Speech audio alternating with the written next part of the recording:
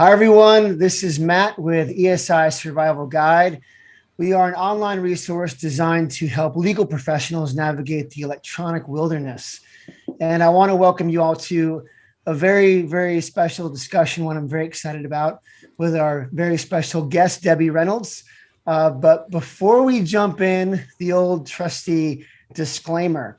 The views expressed on today's session are those of the individual interviewers and interviewees, and only in our individual capacities, not those of our respective employers. Although, Debbie, that may be different for you because you're your own boss.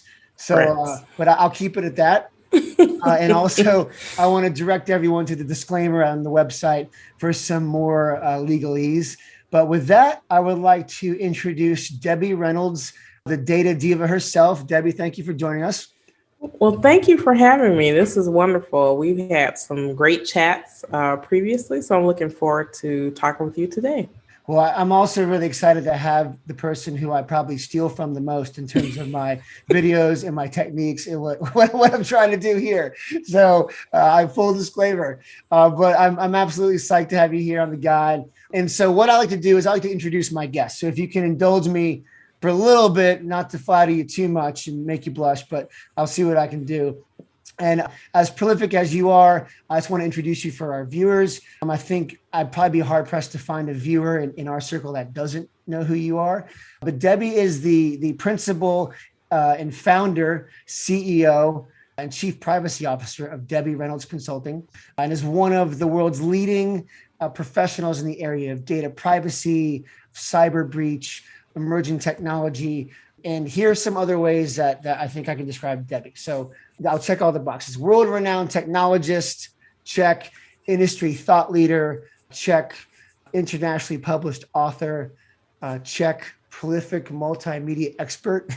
We were actually talking before we jumped on about some ways I could actually improve my video, but the list goes on. And Debbie, you've authored over 100 publications, contributed to over 100 publications like Today's General Counsel, Bloomberg Law, Westlaw Journal. You've been interviewed all over the place. Most interestingly, you were interviewed on PBS, which is awesome. I watched that one. Your list of board and advisory positions will take me the rest of our time to read. And you're really forward-leaning academic, which is what I really appreciate. You've been an adjunct professor at Georgetown University and Cleveland Marshall College of Law. And recently, just to throw a little more out there, you were named a top 20 global cyber risk communicator of 2020 by the European Risk Policy Institute. So, and then somehow in the midst of all that, you find time to be a social media influencer in your own right. And again, create and cultivate the YouTube channel that I bite from the most. I see that with all due respect. But no, but it's literally one of the most comprehensive channels that I think is out there on data privacy. Even just a couple of days ago, I think you posted a video on data purpose jacking regarding the FTC action against Album, which is really, really super interesting. So I would say that everybody who is here right now watching this, once you watch this, go there and then maybe come back here. But all I gotta say is good grief, Debbie. Oh my goodness. Where do you find the time to sleep or do anything else? Oh my goodness. Well, I take naps and I'm I have clients like all over. So I'm like doing conference calls, all weird hours. So cat napping in between meetings, I definitely do that. One thing I started many years ago is that I would only watch 1 hour of TV a week. Whoa. And so you and I definitely do not have that in common. Yeah. Well, when Game of Thrones was on, the hour was easy for me to decide what I wanted to watch. But now it's like in between shows and whatever. And then because of COVID, I'm just wiped out. So I don't get a chance to do as much TV. But I try to do a little bit every day, just a teeny bit, just, how can I push it a little bit more forward? So that's what I do. The first interview I've done since the blog came back was with Jonathan Armstrong from Quarterly Compliance. We got into Netflix and I basically was asking him if he was as obsessed with the Great British Baking Show as I was, but he said no. He said his go-to was, I think it was Married at First Sight Australia. but I hadn't seen it. So I don't get too much into the reality TV unless it's a baking competition for some reason. My goodness. So, but let's jump right in. I know our viewers want to hear much less about my TV viewing habits and more about your expertise. But as I ran through, Debbie, I mean, you're one of the most prolific authorities in the data privacy space. You know, you've really taken the reins of building this amazing online presence, really used technology to engage the legal community and beyond. And these really necessary dialogues, especially in this day and age, and how developments in technology have had such a massive impact on the global community.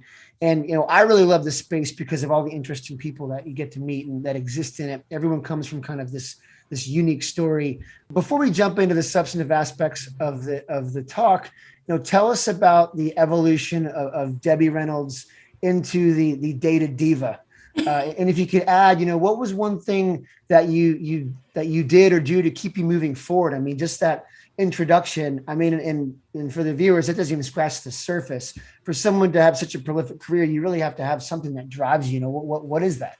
Yeah, that's an excellent question. So I'll kind of talk to you about my evolution and how I got here, and then, you know, definitely what drives me, and then sort of I can tell you about my nickname, the Data Diva, and how I got there. So in 1997, my mother was reading a book called The Right to Privacy. And she was really fascinated by this, about what was private and what wasn't. And her interest in it made me interested in it. So when I read the book, it just changed everything. Because I'm like, wait a minute, like, you know, I thought this was private, especially in the US. We think, oh, we're the land of the free, the home of the brave. And you sort of think privacy is sort of bundled in there somewhere, and it really isn't. So as I started to learn more, once my eyes were open at that point, I just started to follow data privacy laws, regulation, and cases just around the world, just because I was personally interested in it. And then over the years, as technology started to evolve, you know, the internet was created, obviously. And then when I started working, well, my first technology job or career was in library science. So I was doing digital transformation projects. You probably don't remember this, back when libraries had card catalogs. You're way too young. A little bit. I'm in my 40s. Yeah. So I'm in there. So I was helping libraries to transition over to databases of, you know, books and periodicals and media and stuff like that. And then I got wrapped into helping Fortune 500 companies create databases for legal documents. So wow. This is before e-discovery. Before there was an E in discovery, it was like discovery. So I was doing that. Along the way, I built very good relationships with people at those Fortune 500 companies. So during my career, a lot of times I was in a position to advise people in other countries about data movements and data flows. So it just sort of dovetail with the things that I was interested in already. And then about, I want to say in 2015, once data privacy became a thing, once people were seeing what people were trying to do in Europe with the GDPR, people just started contacting me directly that knew me. And they started asking me to like speak at different places. One of the interesting things is I had spoken at a conference in Chicago, and one of the women that was in the audience was a general counsel at McDonald's Corporation. Wow. She asked me to come speak to like the whole corporate law department about GDPR. It's before GDPR came out. So that was cool. So I talked it was in Oak Brook in the Big Mac room. So it's the room it was shaped, it's like the United Nations, except the room was shaped like a Big Mac. And then of course I had to eat there at their McDonald's cafeteria, which is a McDonald's. So that was kind of cool. You talk about when you were doing library sciences and then moving into database work and getting involved with cross-border transfers in other countries. I mean, that is still an area that people struggle with so much. Like to be able to have that longevity of a career dealing in cross-border, I think puts you in a really unique position. So that's pretty cool. And then I'm just a geek anyway, so I'm interested in stuff like the internet. So I'm a webmaster too. A lot of people don't know that. Oh, wow. You heard it here first, everybody. Yeah, and I do. Actually, the way I taught myself to use computers was through graphic design. So, like, I do like all my media stuff or whatever. That's amazing. So yeah, that's how I learned how to use computers. So I do it for myself. Now people always ask me, "Oh, who does it?" And I'm like, "Oh, I do that." Well, I'm definitely interested to hear what's next. But no, I like that. I mean, I myself was an entrepreneur, and in doing that, you do take on a lot of these tasks where if you want something done, you like, you know what, I got to learn how to do this. So that's really interesting, that kind of, especially from the graphic design element. But that book you mentioned, I always like to do a little bit of research. And I've been following your blog for a long time about my guests that come on. So, that book was Caroline Kennedy's book on the right to privacy. Really interesting book. You gave me some, checked me on some of the facts about it. But that book was published in 97, and knowing what you know now, that book, I mean, I wouldn't say it was dystopian, but it definitely it elevated a lot of issues that were really concerning. Where do you think we've come? Because you like to think that we evolve over time as a society to maybe be more compassionate, more caring about people's individual rights, whether that's true or not. Do you think the landscape has evolved to be more of what that book was warning against? Do you think we're in a better place, a worse place, or just a different place that maybe the book didn't even contemplate? That's a good question. I guess in some ways it's troubling because the problems that they talked about still exist, right? So I don't think any of those things have been solved. I think that technology and the way data is handled now makes things more complex. So before, in the book, they were talking about like surveillance and privacy, like someone walks past your window, right? Let's say you have your window open, someone is just walking past. It's like, so is that private? It's like, well, you had your window open, but what if they jump your fence and like look right into the window? So they were like going through all these scenarios. And then you think now in the modern age, what if someone is recording you on their cell phone, or their cell phone is tracking them walk down the street past your house, So, I mean, technology creates a big wrinkle in that. And I think it just makes it more complex, but sort of the base issues, to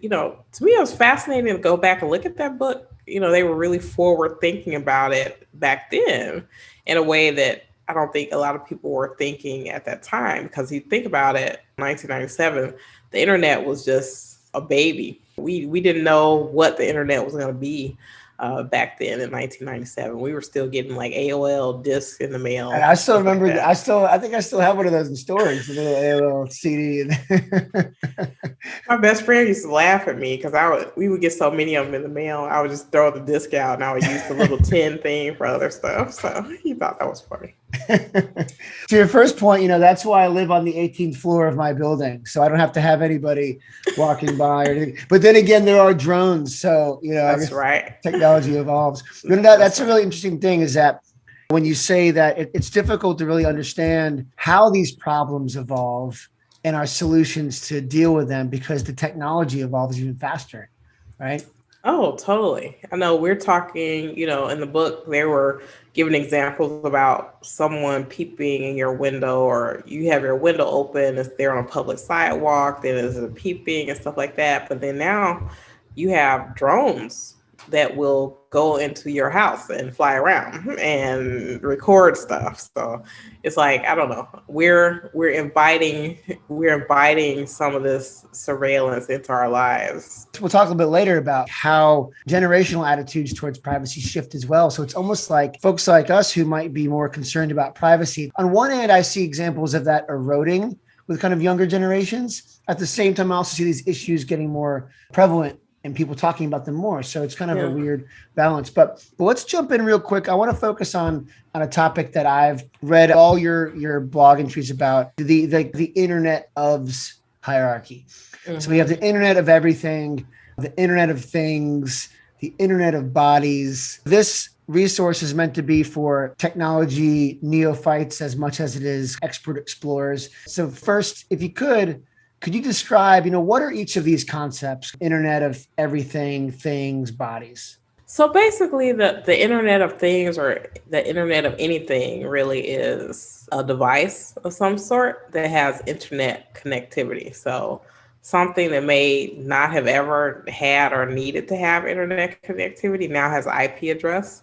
It's probably, on your router, your Wi-Fi, and it may not be evident to the user what's actually happening with the data that gets collected from that stuff and what people are using it for. So Internet of Things, again, is anything with internet connection. So you think about like your Ring doorbell, that's the Internet of Things device.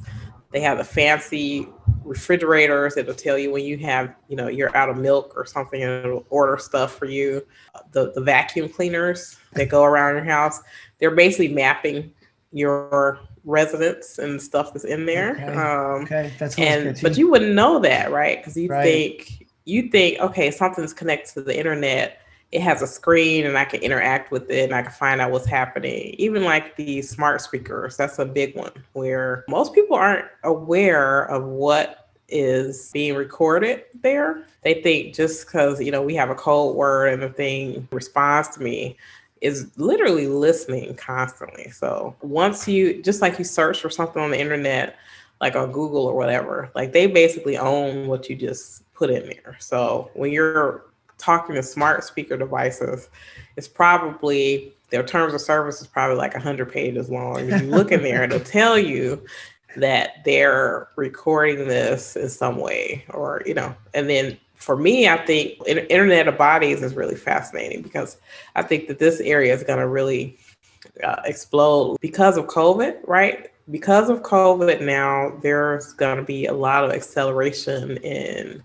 technology as it relates to medical stuff. So like now, I remember before you couldn't get a doctor's appointment virtually. So now everybody's doing virtual doctor's appointments.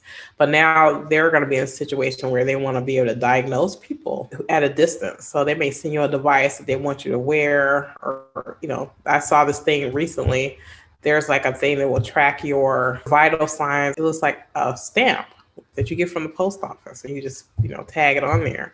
And so that's connected, it's sending information to the internet, it's putting information in a file somewhere. You may not know sort of what's happening with that, but I think especially the Internet of Bodies, it's sort of two camps. One is the regular camp that we think about, which is you're going to a doctor or physician and your data is protected because you're in a patient provider situation. But then you have these other things, let's say like a Fitbit, where because you're not in a patient provider setting, that data that you give or that's recorded doesn't have the same privacy protections that you would have in a medical setting. So consumer laws in the US are like the lowest level of data privacy rights ever. So if you're giving over that data, because it's not protected in that way, and the people who are collecting that data have no obligation to protect it in the same way that your medical data is protected. So a lot of it is about, what's being collected, why it's being collected, who's collecting it, what is the data being used for. And I know some people say, oh, I have nothing to hide or whatever. But what if, let's say, until you do. Yeah, let's say let's say that you had a Internet of Bodies a device, maybe you bought off the internet or something. You're tracking yourself and your vitals on the internet, and let's say that data gets sold to a potential employer, right? And they may say, I don't want to interview this person because I just found out that their heart rate is high and we think that they're going to make our insurance premiums high. So they don't have to tell you that they learned that because, again, that data does not have the same protection that your medical information has when you're in a patient provider setting. And then you may just be discriminated against without actually knowing that you may have been out of the running before you ever got into the door at all. So that's the concern. Recently, I got my annual cardiogram, right? And you do a stress test, you run on the treadmill, and they give you that thing you take home with the sensors, and they monitor it remotely. That's information that when I was thinking about it, I'm telling my family how, I wanted this protected. I was wondering about where it was stored, how it was stored. But then I put my Fitbit on and go out for a run. and I don't think anything about it being the same information that could be sold to an insurance company. So no, I think one of the big issues is just the consumer awareness and the fact that a lot of these issues are ones that developers and even some regulators kind of put it on the consumer, that they have to do all this work themselves in this environment. I don't know if that's necessarily a fair thing, but on your YouTube channel, you talk a lot about IoT and the difference between sensor-based IoT devices that have, integrated software like your thermostat, security system, the refrigerator that you talked about, and some of these other unique tools. And then you have these ones that are more interactive, like the smart speaker. Not to doom and gloom everyone, but there was a video you did that really kind of got me concerned about whether these speakers, and whether it's your smart TV or your webcam on your computer, Alexa or Google Home, or any of these devices that might be doing things and recording things without your direct interaction. So what are the distinct issues that folks face with these types of devices, where you're dealing with something that's in your home, you're talking all around it, you bought it for a distinct purpose? I mean, I'm using it to ask in the morning, hey, what's the weather going to be? Yeah. But there might be some other issues kind of going on in the background. What are the issues there, and what can I do as a consumer to try and protect myself? Well, I'm glad that you're bringing this up. I think the issue there is understanding what your device is doing, reading the terms of service, even though they make it very legalistic and boring and long just because they don't want people to read it. But it's really important that you know exactly what it is that the device is doing. If there are settings, so I tell people, companies that sell these types of products, they want to sell it to the most people possible. So they want to have as many features as possible. And then it's sort of incumbent on you as the consumer to decide, let's say, if it has something in there that you don't like, that you can turn it off, hopefully. So the configuration of those tools, the use of them, I don't recommend that people put smart speakers in their work area if they're talking about confidential information, because once that information is recorded or overheard by that speaker, it's basically owned by whatever service that heard it. Or I also wouldn't recommend people put like smart speakers in their kids' bedroom, like in private areas, because some people can, there have been stories about people hacking into those speakers and actually talking to children without the parents, knowledge or consent. But it's really about vigilance. And unfortunately, these manufacturers of these devices, they almost assume that you're like a chief information officer, like you're some super duper cyber wise person, and you would like figure it out. But if you're just and then you can read print that's about 0.5 font. Yeah, it's almost like swimming upstream. You have to be really careful about how you use those things. So for me, I decided that I didn't want like smart speakers in the house, even though almost all TVs now are smart TVs. And I make sure I turn off those functions because I don't like that. So when you talk to the TV and you tell it to do something, that's great. But then there's also listening to other things that you're talking about or whatever. So it's interesting too, because you often think about, people probably go, oh, Debbie's a privacy expert. She probably has every gadget and understands every setting and everything. But I imagine as you become more of a privacy expert, you probably have less of those things because how scary they can be, right? Yeah, I'm more of a tinfoil hat type of person, really. So I'm like, what? What are they doing? And I think that drives my curiosity because I want to know for myself. Obviously the things that I've learned and researched can help, businesses and other people. But I'm concerned for myself, like, oh my God, I just didn't know that this thing did that. And so that sort of drives my interest in trying to figure out what these things are doing and then figure out what I want to do as a result. Well, I wish that we could be in the same place, because if we were, I would insist that we take a selfie with tinfoil hats on and make that the thumbnail for the YouTube video. But what you're saying is there's so many interesting things in there. And I wonder too, I've never thought about the ethical implications of Internet of Things, where a lawyer who has a duty to keep client confidences saying something in the presence of a smart speaker and the implications that that could have downstream. But this begs the question, as beneficial as Internet of Things devices can be, doesn't this simply make us more vulnerable to hackers and various threat vectors? I mean, we've seen hackers access corporate systems through closed circuit TV, through AC units.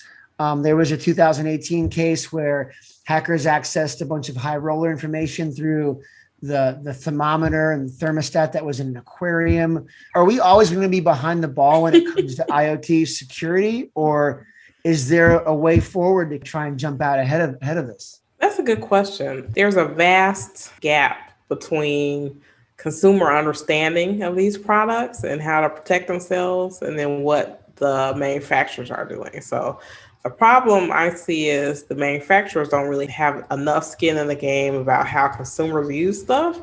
It's sort of like, let the buyer beware. We're going to give you all these features and then you can use what you want.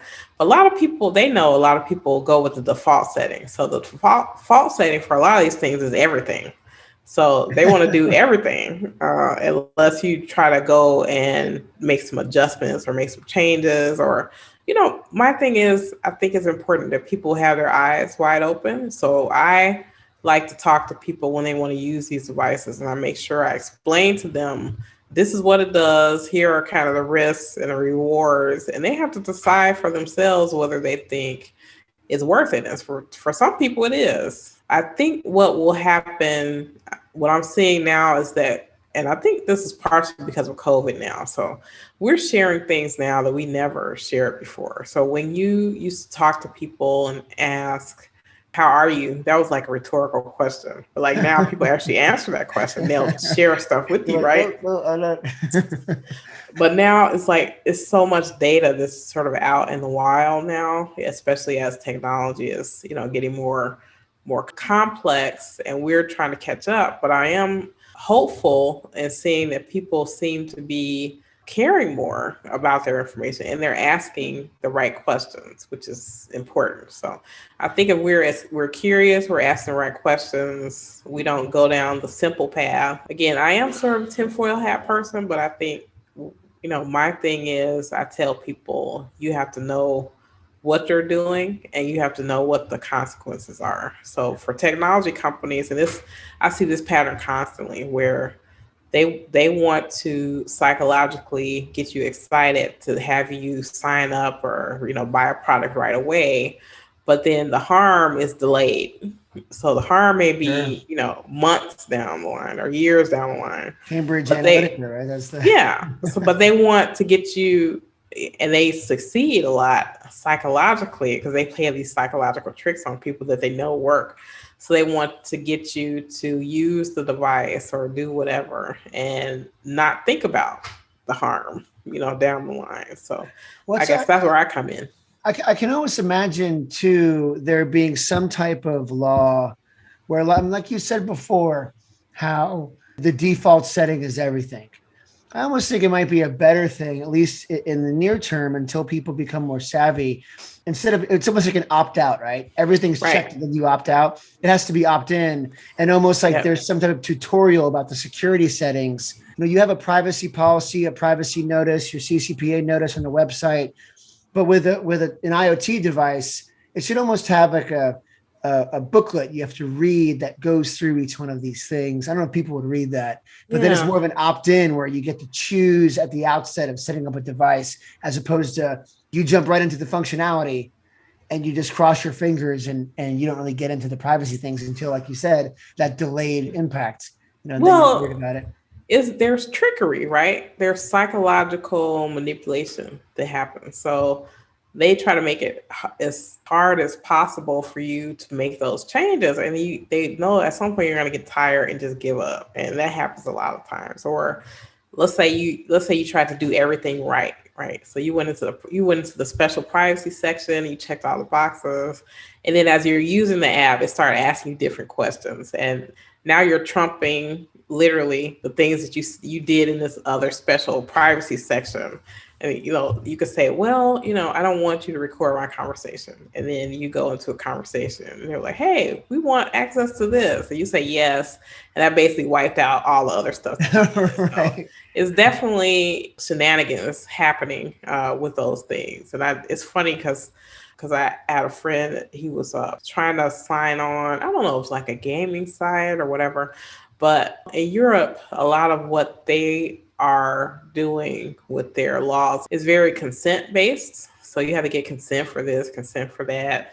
And the US really isn't. We have some consent, but it's more of a notice. So it's like, right. Hey, don't fall into that pothole. We put a sign up there. You shouldn't have fell in or something like that. So a lot of times when you go through these setup things in the US with these computer programs, you don't get a choice. They don't give you, there is no opt out. They may say, okay, we need you to choose, and there's one button.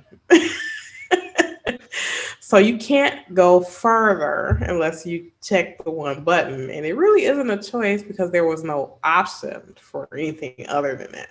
No, that's a really good point. What good is notice if the choices you have are limited, especially as you have these monolithic companies that kind of begin to control very unique aspects of the market.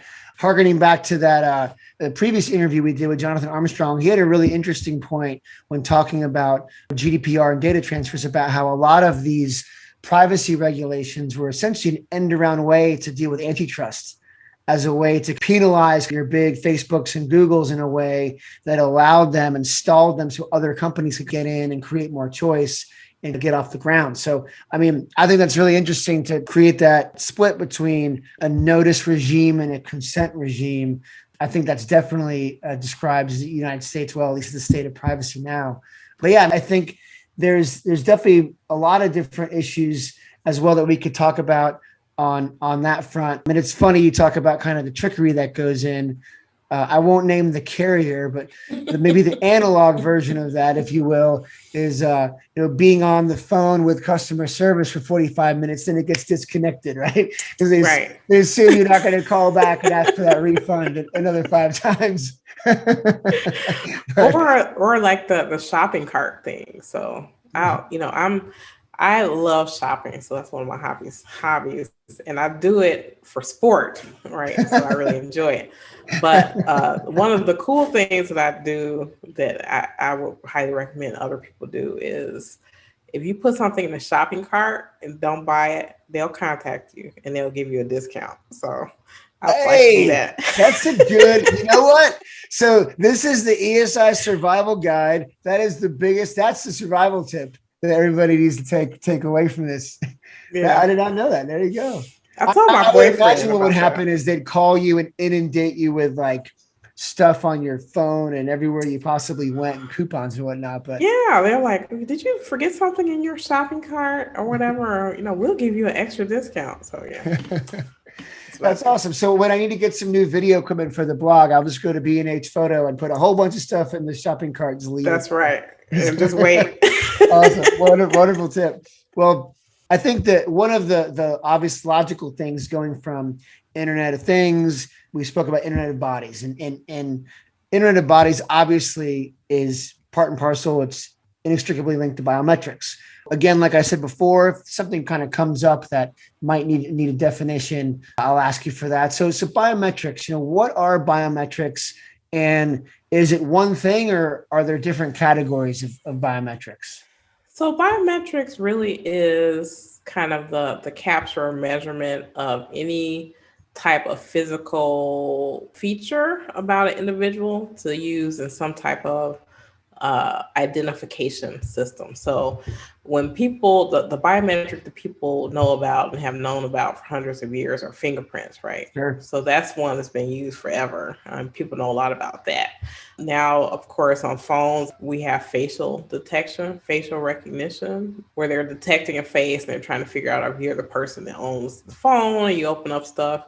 But there are many other types of biometrics, and there are also biometrics that are currently being created that you've probably never even heard of. So to go deeper into biometrics, things like retina scan, like this is very Mission Impossible, right? So retina scans, it's hand scans. There are biometrics that are being created about how you walk. So Whoa. apparently it's called gait recognition. Oh, there you go. So Okay. they can, and it's true, because if you look, I do this too. Like if I have someone in the crowd or whatever, I just look at their feet and say, oh, there they are, because people have very unique way that they walk. But they're unique enough to where that could be a biometric marker. Yep. And then there was one that I heard. Actually, I'll tell you the one I heard of first, but there's a website called Biometric Update. I highly recommend you subscribe to that, 'cause they just tell you about all the mind-blowing stuff that they're doing in biometrics. But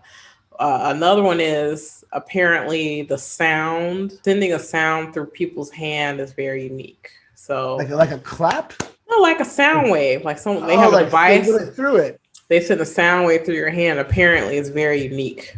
Oh, Individuals. So that sounds crazy. So I'm like, what? It's like people are just thinking of all these different things. So yeah, that's like the way people scream when they're pricked with this nail is very unique.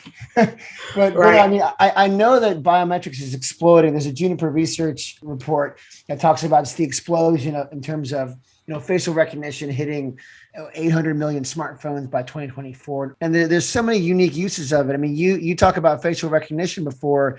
In 2018, there was the Taylor Swift issue where there was a kiosk set up, I think. And what it was you could go look at certain aspects of her recorded rehearsals, which I guess only super fans would do. Mm-hmm. And what they were doing is while you were watching this thing, it would take a picture of your face, send it to this command center in Nashville, and scan it against a database of known stalkers. But it's interesting all these ways that you wouldn't see it. I mean, I know that, like you said before, for me, biometrics was always something in the movies. It was that Mission Impossible thing. Right. Like I remember Wesley Snipes' character in Demolition Man. Remember he guy's retina, which I found out, by the way, would not work because there's apparently like a liveliness thing to the retina scan where if it's dead, right? Again, yes, also really creepy. Totally creepy, yeah. But it's interesting how many of these things that were kind of parts of movies, James Bond, fingerprints, and all this coming out that are actually coming to fruition now. And probably, like you said, already here. I mean, I know biometrics is a big aspect of something you do forward leaning, and I definitely want to talk about that a little bit later. But in terms of the legal landscape, what does it look like? I know there's the Biometrics Information Privacy Act out of Illinois. What does this legal landscape look like that we're in? Well, I'm hoping that the legal landscape will try to catch up at some point. I'm a bit dismayed that some people make the argument, I don't know, maybe it's pride of ownership, where they think, well, our laws are sufficient and what we have now, things are okay. And I'm like, we are so not okay. And things are not okay at all. So for people who say that. People are shooting sonic beams through your hand to figure out your whatever that is. I don't know. Right, exactly. Like if you don't think this is a problem, this is terrible. So for me, part of the legal landscape is to get people to realize or fess up to the fact that we have a problem and not have so much pride in the past. Like I did a video recently about the Computer Fraud Act. And this was an act that was started by Ronald Reagan after he watched War Games. And this is in the 80s. So this is the Matthew Broderick movie, right? Yeah. Would you like to play a game of chess? That's right. Exactly. But computers weren't in people's homes the way that they were now. The internet didn't exist then.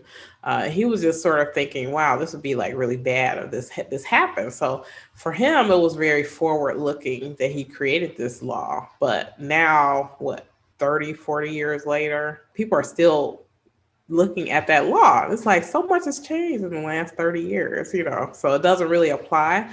So I'm hoping that people in legal or people who are in legislative positions are really looking to move forward, move ahead, because I see other countries like obviously the EU and Canada, their strategy for privacy and handling data is very much tied to the future of commerce. Right. So countries and companies, they're not going to allow you to have their data if they feel like they can't trust you. This becomes a situation where consumers are voting with their pocketbook. We saw the thing recently with WhatsApp when they changed their privacy policy, like tons, they were like taking down the server at Signal because so many people were trying to jump over, to get these products. So I'm hoping that the fact that people are getting more savvy and asking more questions will help the people who are in charge of the legislative process ask people for their feedback and actually try to create some common sense regulation as opposed to try to look at some of these old things. So, I'm talking about the Computer Fraud Act, which was in the 80s, but I mean, people are still using like the Wiretap Act. I mean, these things are like 50, 60, 70 years old. You can't possibly think that the way that the world is now with information and technology, that is sufficient.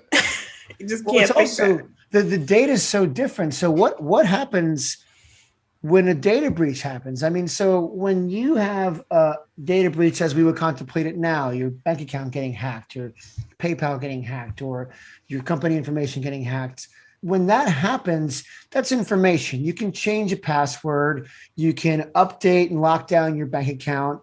You can do different things to try and prevent that information from causing harm and causing future impact.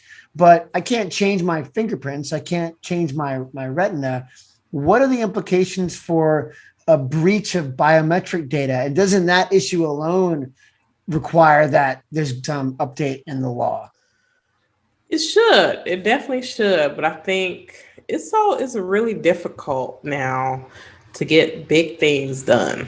It's extremely difficult. And I think COVID has taught me even more so than I even imagined that the US is very different from state to state. And so having states now can pass these laws much faster than you can at the federal level. And because it's so hard to get people at a federal level to agree, it's hard to see how we can come up with some comprehensive law. But if I look back to like Canada, I look back at the EU, what they started with were different states or different regions coming up with their own laws and them saying, you know what, we need to come up with the strategy. So then they just kept building on it. So year after year, they had working groups that were building on creating these laws, and incrementally they were sort of building up to something like a GDPR. So I think people who look at the EU at the GDPR and look at the US and where we are, in my opinion, like 25 years behind where the EU is in terms of regulation. Do you think there's ever going to be comprehensive data privacy regulation and legislation in the U.S. at the federal level? People always ask me this question. If we get a federal law, it will not be soon, and it will not be very comprehensive. It will be wafer thin. So my suggestion is that because all 50 states have data breach notification law, and they're all different, maybe harmonize that law at a federal level and have that be a foundation that you can build on, other comprehensive stuff. So I think makes a lot of sense. The states have already done so much work. Why not try and find a consensus there? That's exactly. Really instead of trying to like do this Hail Mary thing where you just try to bundle it up and throw it through the end zone. I hope that's right. I don't know anything about football, but yeah. So instead of trying to just rush it through some type of way and jam it in, I don't think that's going to be successful. There's one thing I want to talk about further with regards to the biometrics issue. And this is what really brought me to this issue and why I wanted to talk to you about it. So I read your interview with StartPage, and I'd be remiss if I didn't bring up this issue. I think it's probably one of the most important ones and the one I never considered. So obviously we're in this period of an awakening with regards to race in America. All the historical inequities that have underpinned our system since the start are being called out. And, we're really trying to actively address issues that impact life in the Black community and other communities of color. I've been engaged with a lot of DEI efforts at my company and with a nonprofit that I work with, and really trying to be honest with myself and kind of look back at how I was raised and how I grew up and how that impacts who I am now. And when I was reading that article, I never thought I would bridge that effort with kind of technology and what I do in the space. But you talk about how biometrics kind of impact people of color differently in a negative way. What are the implications for these differences, and what are they? How does that happen? So, this is interesting, and I feel bad that I can't remember the woman's name. So the woman the Black woman who was the AI researcher that was terminated from Google recently, she had done some very groundbreaking work on bias in facial recognition. And one of the things, it's not a long paper, I highly recommend you go check it out, but she was saying how the certain facial recognition programs, they use like a 6-point or 5-point color chart of how the technology will sort of read the faces of people. And these color charts were very similar and they are very narrow. So if I go right now, let's say Rihanna's makeup line, so she has all colors in the spectrum, right, of different people in different shades. That's like 40 or 50 shades. And so this particular thing that is used with a lot of facial recognition software is only 5 shades and they're very similar. Wow. So Huh. because of that, a lot of the facial recognition software, and because there are so few people of color that are actually involved in this testing, they tend to recognize Black people or Black women, especially, an error rate of 10 times that of a white male. So, Sure. it's just not made for that. And so some of the other implications of that, say there are, and this goes back to medical, right? So there are medical technologies that are using facial recognition to diagnose things like skin cancer. So if you have a device that is reading a person of color and is using these narrow spectrums, it may give you a false result. It may say, well, you don't have skin cancer because the machine says you don't or whatever, but is the machine accurate? Is it reading your face correctly? And that may cause medical harms to someone who may end up in a later stage of cancer because this device that was supposed to work so well doesn't. So I think there needs to be more truth in understanding what facial recognition can and can't do, like what are the downsides of it. And then I think the problem is a lot of times because facial recognition really isn't regulated. So someone's selling a product and say, oh, this is perfect. It works really well. We think it's awesome or whatever. But that may not be the case for different people who are being put through these facial recognition programs. And, as we've seen, that there are a couple cases where guys were arrested. So they were arrested because they said that their picture matched this.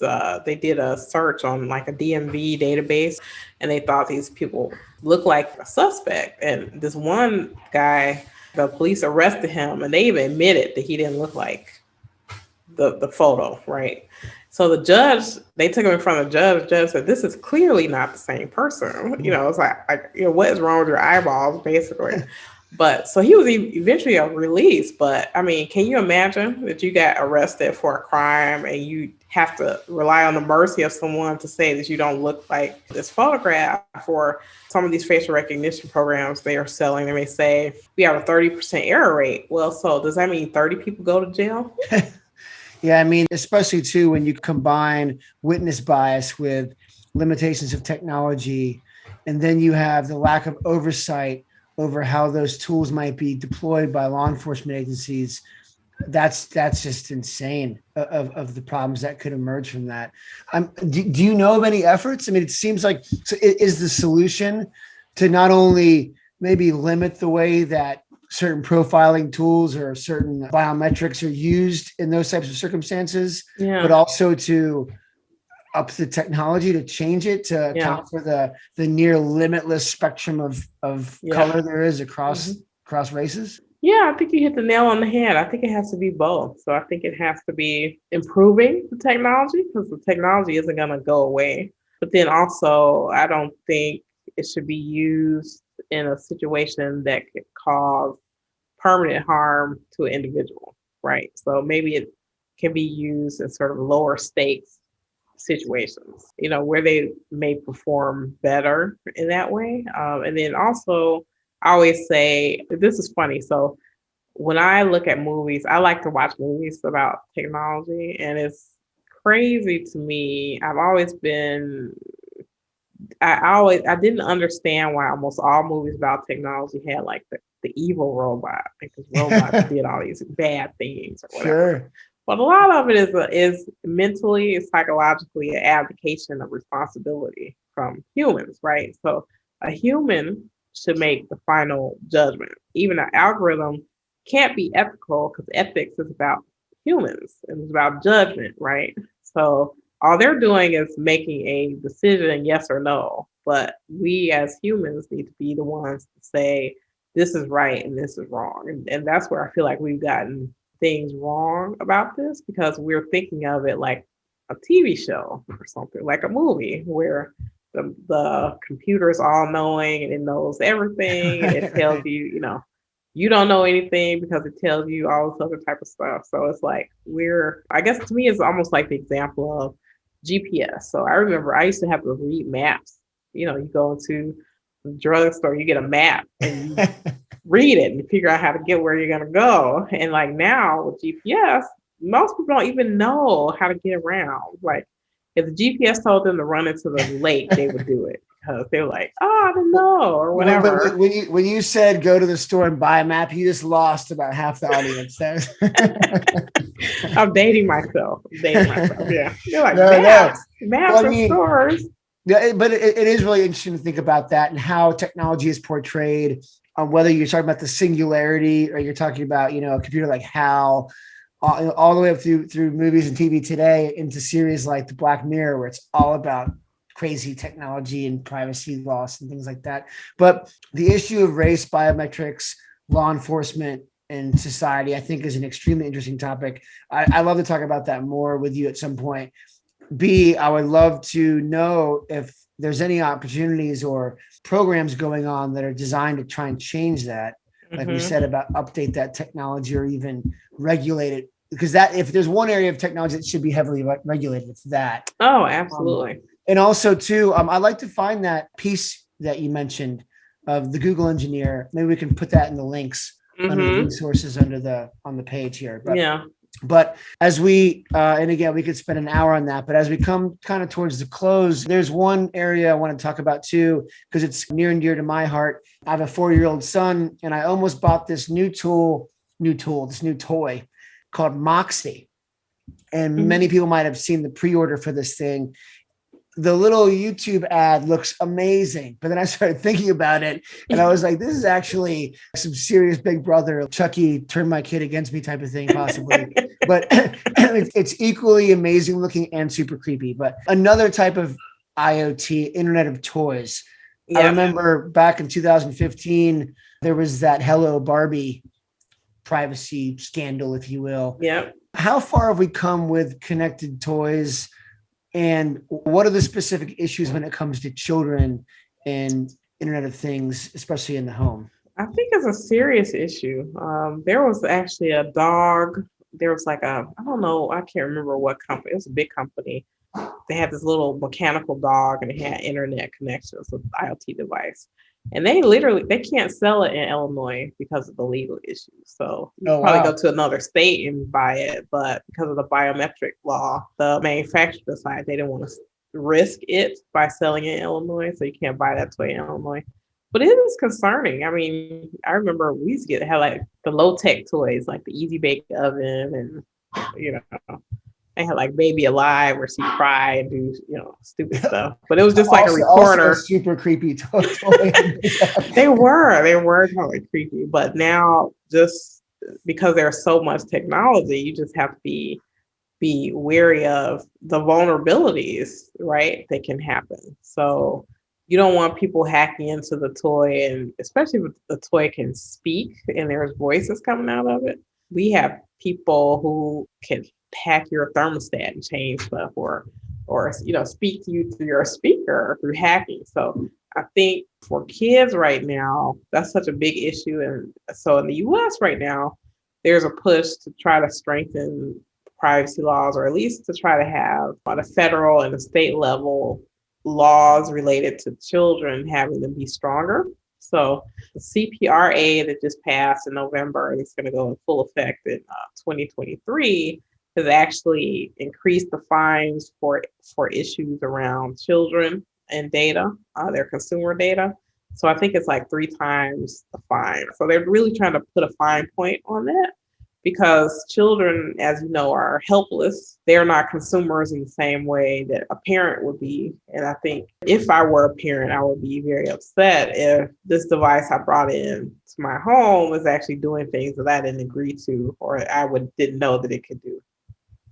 With the laws too, I mean, the Children's Online Privacy Protection Act, you have these laws where it does put everything in the hands of the parents, as opposed to looking at some of the behaviors and the things that are presented and sold to children and addressing those. It's almost like most things are fair game, and it's for the parent to kind of police things, which is fine. But again, I think you need, with a lot of these issues, that top-down, bottom-up approach of looking at how are we engaging with consumers? What are we allowing them to be presented with?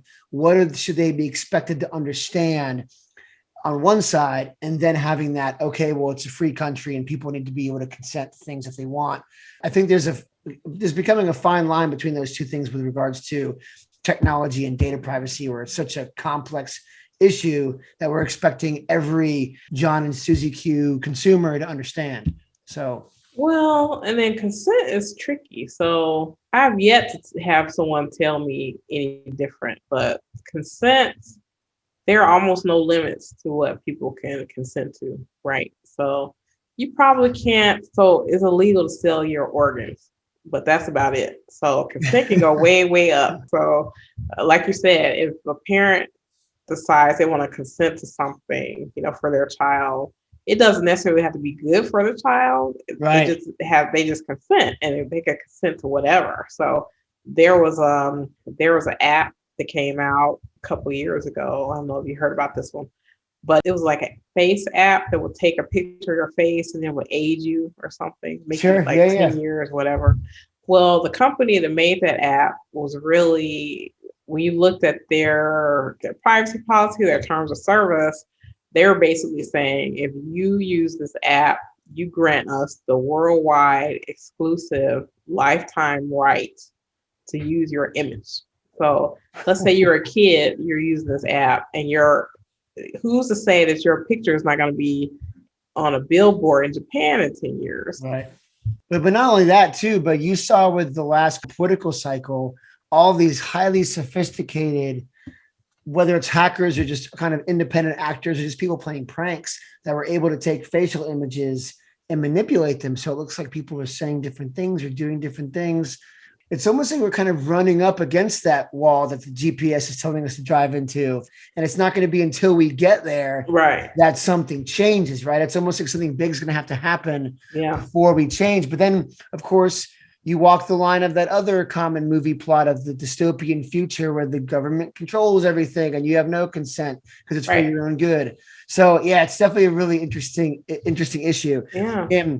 Which brings me the dystopian future, which this is supposed to be a positive blog, so we're not all doom and gloom. It's about techniques and tactics. So dystopian future or blissful, beautiful future. What are the 3 items that are in your data privacy survival kit? Good question. Anything. That could be anything.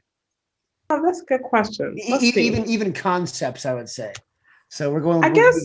Well, okay. So I like concepts. I think, I don't know. Someone asked me like what superpower I want, and I said invisibility. So I would say my concept in my head would be the right to be let alone. So maybe I don't want to interact. Maybe I don't want to have my phone with me all the time.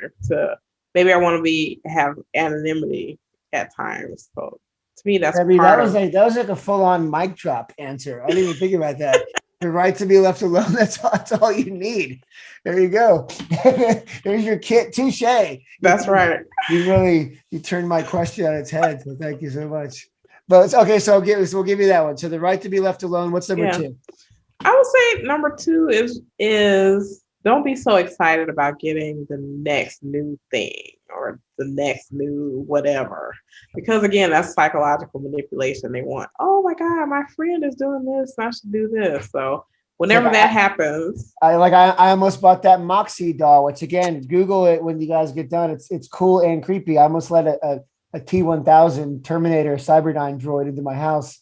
So yeah, I agree. So, I would say you don't want to be the first, right, to rush in. Just sort of wait, give it a pause a bit before you sort of run up on all that stuff.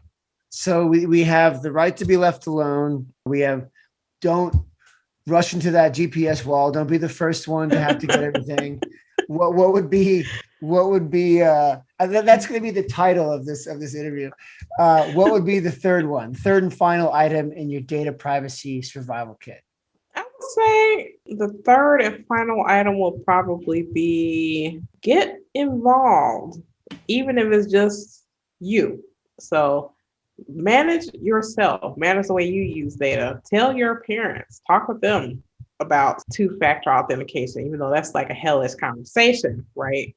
You have their parents about how to do two-factor authentication. A lot of us are, especially if you're in technology, somebody in your family is like tech support for everybody. So you're probably that guy in your family that everybody asks you, how does this work or whatever. So be of service to someone, help them not do crazy things. So we'll end on that with the substantive part. That's a fantastic survival kit for data privacy. As we conclude, you're on the edge of the data privacy landscape. You do so much in terms of your business, your consulting, the academic world. I'd love to have you back on a later episode to discuss just how everything evolves. I mean, like you said, that third item in the survival kit, get involved.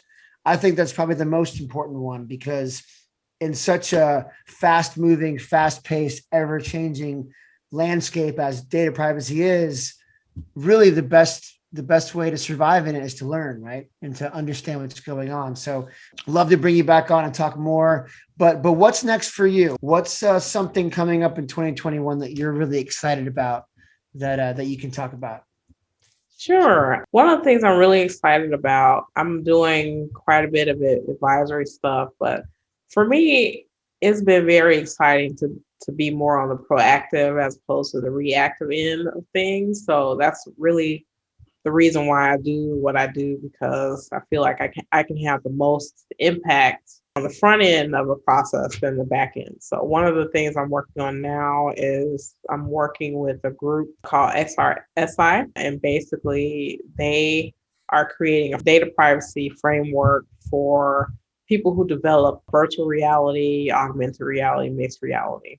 Wow. Stuff. So I'm running the compliance part of that project. So it's an international project. There are quite a few people on this project, and they're from all over. So it's people in entertainment and medical and education, people who are creating like the glasses, or who are creating the maps, the virtual maps of things. One of the fellows who's part of the project, he's from NASA, so we're talking with them about space and aviation. And to me, that's great, because I don't think people realize what the future is going to be like. And it's going to be a ton of virtual reality, augmented reality. Wow. So I actually saw, this is funny, so you'll be interested in this. I saw this thing where, you know how when you get employed somewhere, they show you the sexual harassment video, sure. Oh, John did this, whatever. So they're the close hugger and right. Yeah, exactly. Well, now they're creating educational things, videos like that, where you're an avatar and they make you role play in the training or whatever. Whoa. So that's interesting. And, this year was the first year reality sexual harassment training. Yeah, that could turn out really bad. No, don't do that. Don't do that. No, don't do that. Don't do it. No, also don't do that. Don't do that. All right, Bob, you take the glasses off. You're out of here. Yeah, right. Yeah, totally. But this year was the first time I had ever attended like a virtual reality conference, and it was great. Oh, wow. Get an avatar, you go on the campus, and you could be in your PJs and, do meetings that way. And it was actually fun. I enjoyed it.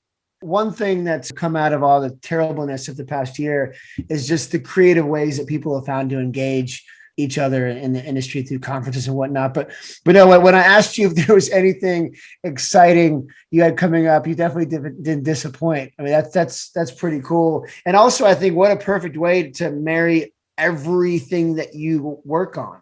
I mean, that's biometrics, that's Internet of Things, that's data privacy. I mean, that's I can't think of one issue we've spoken about that wouldn't be involved in that type of virtual reality, augmented reality, and the future of that. So that's amazing. So we'll definitely have to talk about that in the future. But with that, Debbie, thank you so much. Any final comments for the guide viewers? Well, first of all, I want to thank you for having me on your show. You're just so much fun, and your research is staggering. I'm like, oh my God, I did all that stuff. I don't know. I guess it doesn't seem that way to me because it's like, I do just a bit by bit or whatever. It wasn't difficult to find amazing stuff about you. I'll tell you that much. But you're doing a great show, and I think that more dialogues like this are really important because regardless of what our jobs are, we interact with technology every day, so we have a stake in it. So being able to have these conversations is really important. I really appreciate that, Debbie. And there's so much more we could talk about. I definitely hope you're going to come back and join us on a future installment. Everyone, if you're interested literally in anything related to data privacy, or if you're facing data privacy issues, you must go to DebbieReynoldsConsulting.com or the Debbie Reynolds Consulting LLC YouTube channel. The one thing I was going to say before is, and I had to do this when I was starting off, there wasn't a lot going on in data law. You could go do every lane, but eventually you got to pick a lane. You're one of the few people I've ever met that you got a zillion lanes. I mean, it's data privacy, but geez, there's so many lanes there, and rightfully so, because your wealth of knowledge and expertise for all these things. So again, thank you so much, Debbie, for joining us. Thank you all out there for joining us. And with that, this is Matt from ESI Survival Guide telling you to please stay safe in the electronic wilderness. See you next time.